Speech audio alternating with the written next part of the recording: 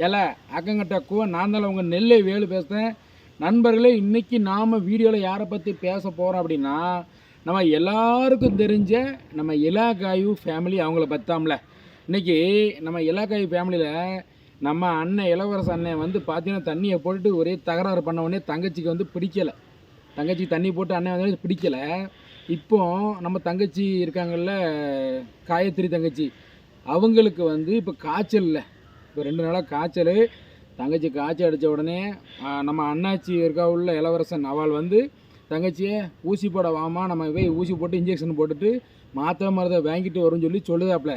ஆனால் நம்ம தங்கச்சி என்ன தெரியுமா சொல்லுது, நீ எப்போ என்னைக்கு நீ இந்த கொடியை விடுதியோ அன்னைக்கு தான் நான் உன் கூட வந்து ஊசி போட வருவேன், உன் கூட கொடுத்துடம் போட வருவேன் அப்படின்னு சொல்லி தங்கச்சி சொல்லுது. இவர் சொல்லுவார், நான் நீ கொடியை விட்டுறது இன்றைக்கி ஒரு நாளைக்கு, அன்றைக்கி குடிக்க மாட்டேன்னு சொல்லி சொல்லுதாரு.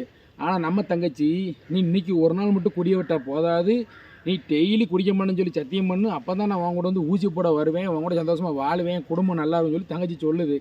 இதில் நான் என்ன சொல்கிறோம்னா, தங்கச்சி, நான் அண்ணன் வந்து ஒரு அண்ணன் கூட பிறந்தமாக சொல்லுதேன், நீங்கள் வந்து பேசுகிறது ஒரு விதத்தில் ரைட்டு, ஒரு விதத்தில் தப்பு. ஏன் தெரியுமா, அந்த மனுஷன் ஏதோ திருந்தி சரிம்மா நீங்கள் நான் குடிக்க மாட்டாமல் உன்னை ஊசி போட வர ஒரு பொண்டடிக்கிற ஒரு பாசத்தில், மனைவிங்கிற பாசத்தில் வந்து சொல்லுதாப்புல. நீங்கள் அதை ஏற்றுக்கிட்டு சரி மனது சொல்லுதாருன்னு சொல்லி ஊசி போட்டு உடம்பு பார்த்துக்கிறோம். ஏன்னா ஒரு பிள்ளை இருக்குது, சின்ன பிள்ளை இருக்குது, குழந்த பாவம். அதனால் கணவர் வந்து சொல்லாமல் நீங்கள் போகணும் கண்டிப்பாக ஊசி போடுறதுக்கு. 2வது இன்னொன்று, ஒரு மனுஷனை வந்து குடிக்காதன்னு யாரும் குடிக்காமல் இருக்க மாட்டாங்க, குடிக்க தான் செய்வாங்க. நம்ம தான் திருத்தணும். மனைவியாக இருக்கப்பட்ட நீங்கள் தான் திருத்தணும் கணவன்மார்களை. சரியா? நீங்கள் இப்போ நான் ஊசி போட வரல, நீ குடியை நிப்பாட்டினா தான் நான் வந்து வருவேன்னு சொன்னால், அது அவருக்கு கூட மட்டும் கொஞ்சம் வந்து என்ன ஆகுனா மனசில் வந்து கஷ்டமாயிடும். என்னடா இவன் நம்ம கூப்பிட்டா குடிக்க மாட்டேன்னு சொல்லுதும், ஊசி போடவான்னு கூப்பிட்டா வரமாட்டேக்கெல்லாம் அவர் ரொம்ப வேதனையாக கடுப்பாக தங்கச்சி. நீங்கள் சொன்னீங்கன்னா என்ன செய்வார், ஏதோ கிடக்காகும் போ, நம்ம இந்த மாதிரி குடிப்போம் அப்படின்னு சொல்லி அந்த வெறியிலே மனுஷன் திருப்பி குடும்பத்தில் பிரச்சனை வந்துட்டாலே குடியை கூட கொஞ்சம் ஆகி குடியை கெடுத்துரும். அதனால் தங்கச்சி, நான் வந்து ஒரு கூட பார்த்தனா சொல்லுதேன், நம்ம அண்ணன் அவர் உங்கள் வீட்டுக்காரர் சொல்கிறத கேளுங்க, தயவுசெய்து எனக்காக கேளுங்க, உங்கள் நண்பர்களுக்காக கேளுங்க. சரியா? உடம்பை பாருங்கள், பிள்ளைகளை கவனிங்க. 2வது என்னென்னா, நீங்கள் இப்படி சண்டை போடாதீங்க.